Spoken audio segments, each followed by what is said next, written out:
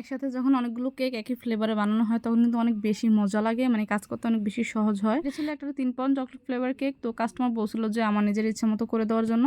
তো কেকটা একটু ফ্ল্যাটের মধ্যে ছিল। কাস্টমার বলে দিছিল যে একটু ফ্ল্যাটের মধ্যে করে দেওয়ার জন্য। তো আমি কেকটাকে ক্রাম কোটিং করে তারপর হচ্ছে নরমাল ফ্রিজে 10 মিনিটের জন্য রেখে দিয়েছিলাম। তো রেখে দেওয়ার পর আমি বের করে তারপর হচ্ছে অল্প একটু ক্রিম দিয়ে পুরোটা কেক আমি কভার করে নিব। তো আসলে একটু ফ্রিজে রাখলে ক্রাম কোটিং করার পর একটু ভালো হয়।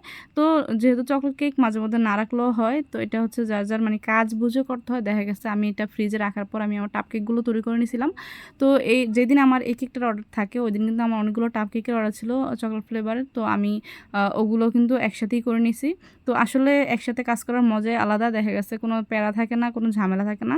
তো কেকের যে ডিজাইনটা ছিল খুবই সিম্পলের মধ্যে ছিল। কাস্টমার বলছিল যে আমার ইচ্ছা মতো করে দেওয়ার জন্য। তো আমি কেকটাকে ফুল ফিনিশিং দেওয়ার পর ওপরে চকলেট গানাশ দিয়ে দিব। গানাশ দেওয়ার পর আমি ফ্রিজে কিছুক্ষণ রাখবো। রাখার পর আমি বের করে একটা 2F নজল দিয়ে ওপরে ফুল দিয়ে দিব। তো এগুলো আসলে এই ফুলগুলো 2F 2D তারপর হচ্ছে 1M এগুলো কিন্তু মোটামুটি সেম ডিজাইন, মানে সেম নজল।